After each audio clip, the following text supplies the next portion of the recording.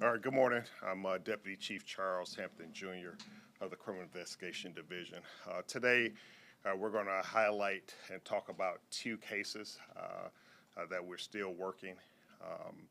You see the logo for Crime Stoppers. We can't do this alone. I have dedicated investigators behind me, supervisors. We work very hard to try to bring closure to the families of homicides. We know it's hard on the families, but it's also hard on these detectives. They spend countless hours, they build rapport with the families, and when they struggle to bring closure, it weighs on them. But you know, we can't do alone, as I stated before, so we ask the citizens of Atlanta, if you know anything about the two cases we're going to highlight, we ask that you reach out to the homicide unit, but you also reach out to Crime Stoppers where you can remain anonymous. We feel that people were around these two incidents. We believe that people know, have key information, and so we're asking people to do the right thing and to come forward and provide us additional information so we can bring closure to these investigations. So I'm going to bring up our homicide commander, Lieutenant Jermaine Dearlove. He'll specifically talk about the two cases, and then we'll have some questions at the end. So thank you. Thank you, Chief. Good morning. My name is Lieutenant Dearlove, Commander for the Homicide Unit. We're here today to discuss two case updates for active homicide investigations and also request public assistance with identifying suspects involved in these incidents. The first case I would like to speak about occurred on August 31st, 2022 at 329 14th Street. The victim in this case is Mr. Prince Oluzor, 38 years old, black male. Mr. Oluzor was inside the BP gas station and was alerted by other customers inside the convenience store that his vehicle was being stolen. When Mr. Oluzor stepped outside to check on his vehicle, the suspects inside of a silver sedan fired a handgun and struck him in the body. Mr. Oluzor was pronounced deceased on scene. An investigation was taken up by our lead investigator, Investigator Leon Packer, where we obtained surveillance footage of that suspect vehicle. That silver sedan was later identified as possibly a 2013 Honda Accord. We provided a still shot of that vehicle along with a short video clip to assist with identifying for the viewers and community. The suspect vehicle, if you notice, has a noticeable dent on the driver's side of that vehicle, and we're requesting the public's assistance with identifying suspects involved.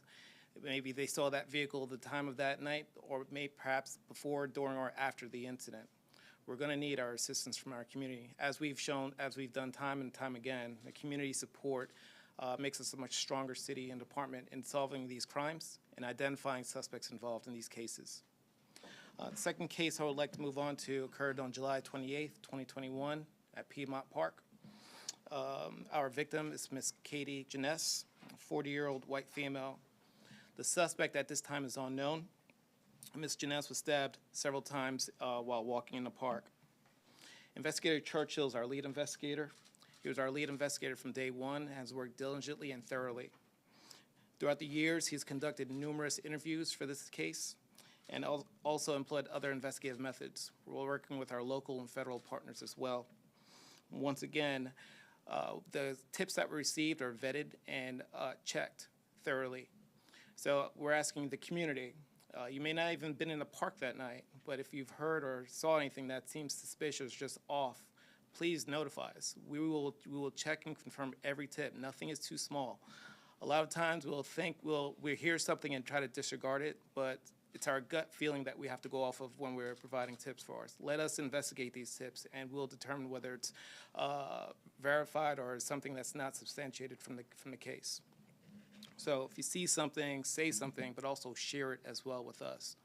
And once again, we're requesting with the community support, and you can notify Crime Stoppers at 404-577-TIPS. And once again, our lead investigator is Investigator Churchill. Thank you. We'll entertain questions.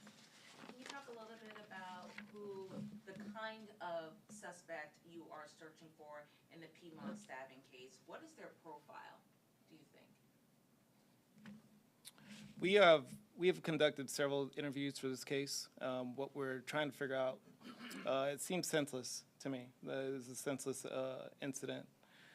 We've cast a wide net from looking into our victim's background and also looking into other profiles of persons that may or may not be capable of committing these crimes. But what's more important is we have a wide net. We're not just alluding to one specific person. We don't want a narrow view for this case. We want to open up other avenues. If you have a narrow view of one specific person for this investigation, you may miss out on others. So as we continue with the investigation, which will be thorough, we're going to just keep a wide net until we could zero in and develop additional evidence as well. After 2 years, do you think that the suspect knew the victim? I mean, it seemed random at the time, and we haven't really had anything like that since. At this point, do y'all think that there was a connection between the suspect and victim, or do you think it was random? Well, for me, you said 2 years passed. We're still solving cases that occurred 3, 4, 5 years ago. So what matters is the effort and determination that's being put into this case for our community. It's the expectation for our community to lead a thorough and diligent investigation. That's what Investigator Churchill is doing right now, not letting anything go and continuing to follow up on every possible lead for this case. But to that point, do you believe the killer knew Katie? I can't say at this point. I can't say at this point. You talked about pouring through interviews, evidence. How many hours have investigators put into Katie Janess's case? Oh, Investigator Churchill? We've worked on this case since day one. Every week, we're working on this case. So since 2 years ago to now, every week there's something going on with this case. So no days is went unanswered. So we're working on it. And as the lead investigator, have you been in contact with the family? How are they feeling right now? Yes. I imagine they want closure. Yes, the mom is from Detroit. I've flown to Detroit and met with the mom, spent some time with her. And I speak with her weekly also.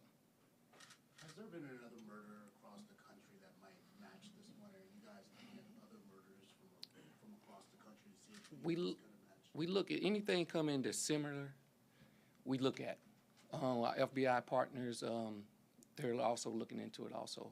They get the information faster than we do, so they start looking into it, and they pass along the information to me, and I do my investigation. Last year when we were here, you all talked about how you were looking at cell phone and biological data. Can you talk about what you found, if anything, through those avenues? I don't want to get into the scientific part of this case right now. It's not the time. We don't want to put that out there. As far as the technology part of it, we're working on that also. Every week there's every year there's new technology that comes out, and once it does come out, our FBI partners and I, we work on it and run it through the new technology. Can you talk a little bit about the frustration level behind this? We're at 2 years. This is a woman who was stabbed 50 times, just a heinous crime that really put a lot of people in fear in that community and beyond. Talk a little bit about the frustration and not being able to solve this right now. I know you hope to solve it soon, and this is why you're doing this press conference, but can you talk a little bit about, you know, what goes into working a case like this, the hours, the looking through surveillance, the talking with witnesses or people in the park, and still nothing? It becomes frustrating, but we're working. I take pride in the work that I do and my investigators that help me out with this case. So we're working it. It is frustrating, but we're working it. We want to get it right. Last year, APD was firm that Katie's case is not a cold case. Do you still take that stance? Right. We don't consider it a cold case. We're still working on leads are coming in. Information is coming in through Crime Stoppers, so we don't consider it cold in our standards. What about a hate crime? Have you decided if it's a hate crime or any information on that? We don't have any information on for a hate crime right now, but I want to go back to what Investigator Churchill stated. He is the lead investigator from day one. This is an active case. We're not letting it go. Investigator Churchill has put hours and hours of time while working here for the police department. He is dedicated. He's motivated. Yes, there are times when there's frustration, but once we get frustrated, we don't quit and walk away. we pick back up where we left off and we continue with the work because our work is important for the department and most importantly for the family and the community as well. Investigator Churchill, how many other cases are you juggling at one time? Like, how many are you working on in addition to this one? Well, since that case, we have, he's our senior investigator, and we do have other cases. We didn't stop with this one case, so we continue on. I believe there are 4 cases Investigator Churchill has been a part of, which are resolved, but we do allocate the time and resources to work this case as well.